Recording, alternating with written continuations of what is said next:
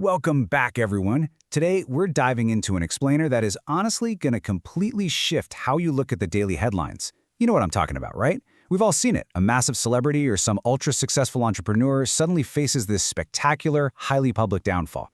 The media just explodes, social media catches fire, and, well, everyone's got an opinion.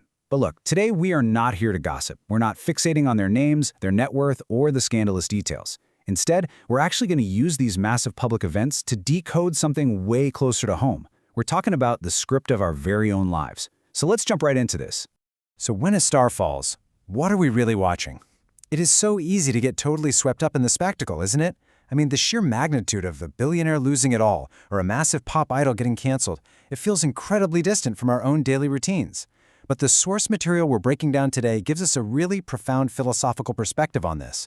It actually challenges us to look past all those flashing cameras and see these public figures as a universal mirror. Because believe it or not, their dramatic rise and fall reflects the exact same internal states, the same cycles of success, loss, and ego that you and I experience in our everyday ordinary lives. It's just being played out on a much, much louder stage. Moving right into Section 1, the illusion of the stage, and reading the script. Think about it. A public icon, whether that's a celebrity or an entrepreneur, always starts out as just a regular person. Maybe they've got a unique talent, a big dream, or just a scrappy little startup. But as they climb up to that absolute peak of success, something fundamentally shifts. Society starts projecting all of its own desires right onto them. We admire their wealth, we crave that apparent freedom they have, and we completely romanticize their talents. And before you know it, they kind of stop being a human being to us. They become a symbol, a brand, literally an illusion of the era. They end up carrying the collective dreams of millions of people, which, if you think about it, is an incredibly precarious position to be in. And when that illusion inevitably cracks, well, society usually reacts in one of two ways. First, there's the ignorant view. This is basically our default setting, right? Criticizing, mocking, maybe feeling this secret little sense of superiority. We sit back and think, oh, look at them. I would never make that kind of mistake. But then there's the awakened view. And this is exactly what today's explainer is challenging us to adopt. Instead of immediate judgment, what if we responded with alertness and compassion? We really need to start using these public downfalls as a self-reflective mirror. Ask yourself, if you were handed endless money, absolute power, and deafening applause, with your heart gets swept away, would you still actually know who you are? That brings us to Section 2, the 4 stages of impermanence. Let's look at this ancient framework of impermanence. It breaks down into 4 stages: formation, existence, destruction, and emptiness. Think of it kind of like the life cycle of a modern startup. First up, formation. You've got a founder with a brilliant idea, maybe some seed funding, a tiny, passionate team. Next is existence. This is the golden era. The company grows, the brand stabilizes, the market expands, and everything just seems perfect. But eventually, we always hit destruction. That's where the internal decay begins, which finally leads to emptiness, the total collapse of the entity. The absolute key takeaway here is that every single thing in the universe follows this exact trajectory. A massive business, a personal reputation, a romantic relationship, even a passing emotion. It is an unavoidable law. And that brings us to a really crucial insight, captured perfectly in this quote from the text. The decay doesn't begin the day the news breaks. It begins the day the heart stops listening to the truth. Man, that is so powerful.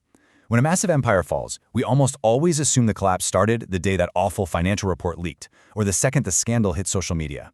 But our source reveals that this destruction stage, it actually starts completely invisibly. It starts the very moment a successful person begins believing their own myth. It happens when a leader surrounds themselves with nothing but yes men, when they start viewing honest warnings as personal insults, and when they just flat out stop facing reality. It's honestly exactly like a collapsing building. Look, a skyscraper doesn't just suddenly fail on a random Tuesday for no reason.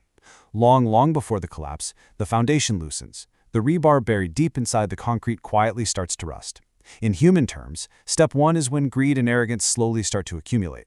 That naturally leads right into step 2, massive blind spots forming. You just can't see the reality anymore. By step 3, there is a total loss of control, usually driven by completely unchecked desires or deeply hidden fears. And finally, step 4 hits, the inevitable, very public outward collapse. Karma, habitual tendencies, these are the rusting rebar hidden inside the structure of our lives. All right, moving into Section 3, the trap of ego and our attachment to illusion. Our source text highlights 4 highly specific traps of the ego that we all tend to fall into. First is the self, that nagging belief that I am incredibly important, my success matters most, and I absolutely cannot be looked down upon. Second is others. This is that exhausting constant comparison of our status, our wealth, or even our youth with everyone around us. Third is beings, which is basically our tendency to divide the entire world into 2 camps, people who are useful to me right now and people who aren't. And fourth, lifespan. This is the desperate, clutching desire for our current state of success or youth or public approval to last quite literally forever. By attaching our core identities to these incredibly temporary things, we're basically just building our own psychological prisons. Now, I want you to really let this quote sink in for a second. The real suffering isn't change itself, but our refusal to allow change. When a famous idol loses their fame or a big-time executive gets ousted from their company, that intense, crushing pain they feel, it isn't just because the company or the fame is gone. The pain comes because they actually mistook the company for themselves. They thought, that fame is me. We grasp so tightly at these illusions, our job titles, our bank accounts, the way strangers look at us, and we try so hard to freeze them in time. But the universe flows, and refusing to allow that natural flow is the absolute root of our suffering. Let's take this from the macro to the micro in Section 4, the mirror of daily life. You see this grand cosmic cycle of formation, existence, destruction, and emptiness? It isn't just for billionaires and massive empires. It happens to you literally every single day. Your morning wake-up, that's your formation. You're gathering your thoughts, getting out of bed, starting the day. Your daily action, going to work, doing your chores, that's your existence, where you're maintaining your tasks and roles. But by the evening, fatigue naturally sets in. That is destruction right there, as your energy drops and the day's events start to decay. And your nightly sleep, that is emptiness. That's where the script of your day completely dissolves into nothingness. Every single day of your life, you are actively practicing the cycle of life, death, and impermanence. And this reveals a really crucial point. True practice happens during success, not just during failure. We so often think that philosophy or mindfulness is just something we desperately reach for when things fall apart, right? Like when we lose a job or go through a terrible breakup. But the source material warns us that the absolute hardest test is actually when you're succeeding.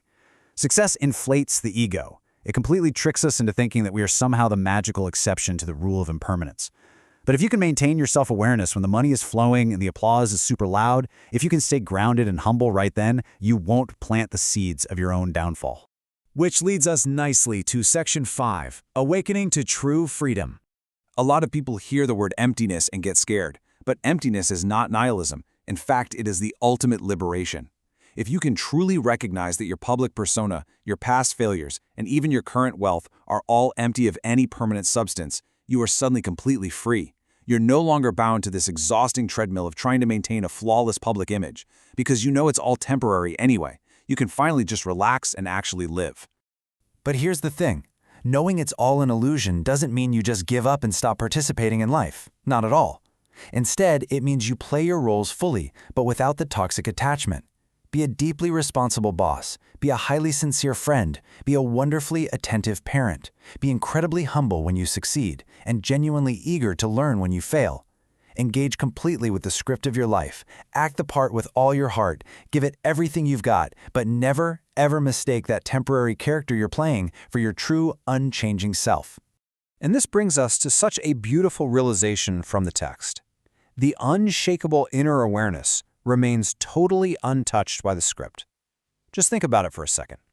Over your lifetime, your wealth is going to fluctuate. Your relationships will definitely change. Your body will absolutely age. But that quiet, observing consciousness inside of you, the part of you that knows you're succeeding and knows when you're failing, that awareness never breaks. It never dies. It is completely 100% untouched by the drama happening on the stage. Finding and resting in that quiet awareness, that's the entire goal. Which leaves us with one final, lingering question to wrap up this explainer. Have you awakened within the impermanence? Because the real tragedy in life isn't losing a company or falling from fame or making a public mistake. The real tragedy is spending your entire life thinking the script was real and completely forgetting the quiet awareness behind it all. I really hope this explainer helps you find your true self, totally outside the dramatic roles you play every single day. Thank you so much for joining me to decode this incredible text. Think on this question today, and I'll see you in the next explainer.